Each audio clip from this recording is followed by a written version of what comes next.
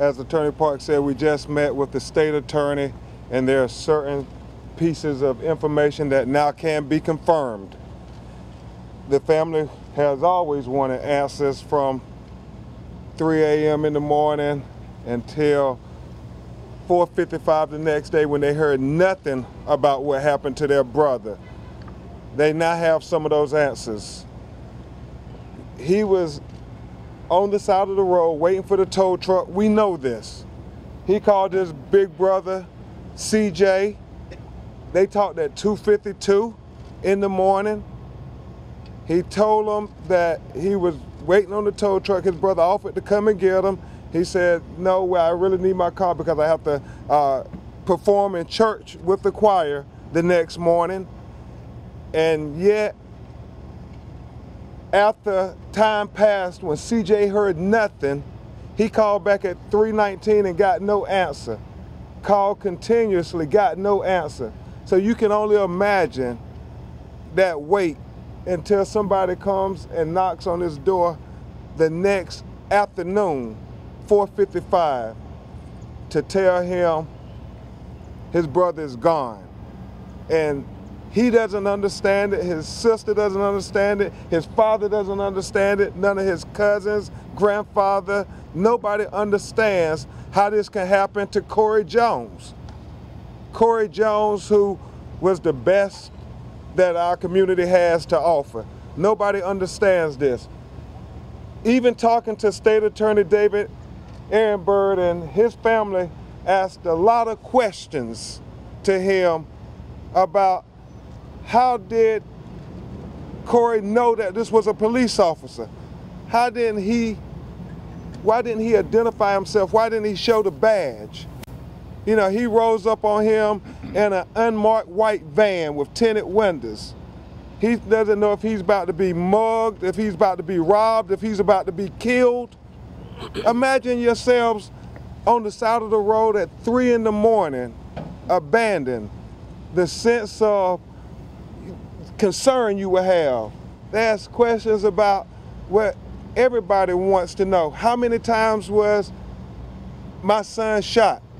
How many times was my brother shot? They gave the information that the officer fired 6 shots, hitting their brother 3 times. It's hard to understand because it just makes no sense to them, and quite frankly makes no sense to me or anybody who hears it. Oh my gosh. Corey. My only brother. This is a hard time, you guys. And I'm just here to tell you about my brother. He was the kindest, the closest, the happiest person ever, any person can ever imagine. To see this happen is very tragic because we know that he would not ever pull a gun on a police. Never. This is not like him, and we need answers, and we will get them. All I can say is, oh my gosh, all lives matter. This is not a black thing. My brother didn't see color. I didn't see color. As you can see, my wife, where's my wife? She's right there. My wife is white. We don't see color. We never was raised to see color. So black lives, no disrespect about Black Lives Matter, it's all lives matter. And my brother had plenty of friends, white friends, Asian friends. It didn't matter. My brother Corey, he's always loved drums. Ever since I could remember, him and CJ would race to the church doors to see who was going to play the first time in service on that actual day. My brother, he was all for protection. He even told me, as a braider, a licensed braider, to have protection. Get a gun, sis, if you need a gun.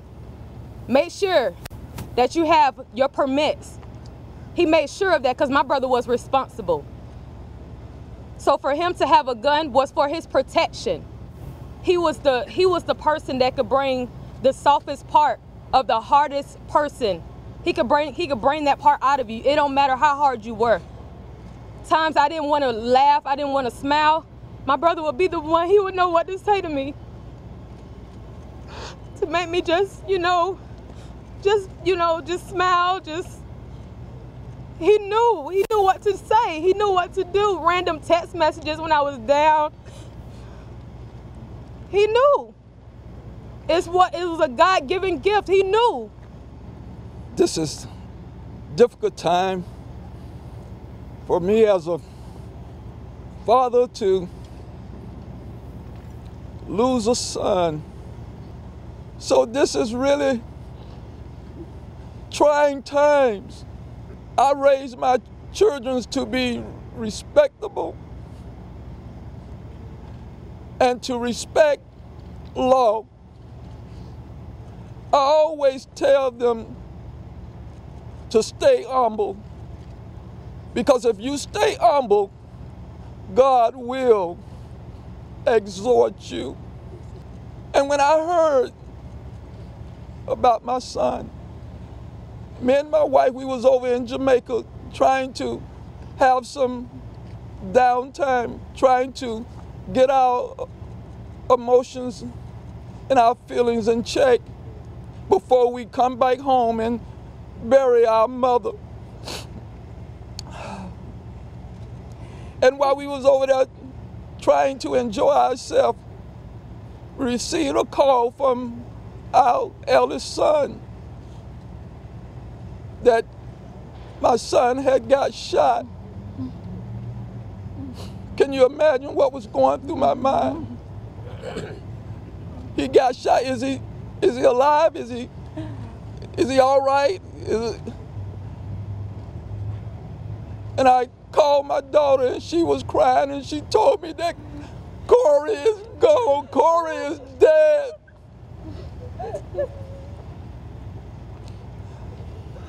So today, I need some answers. I need to know why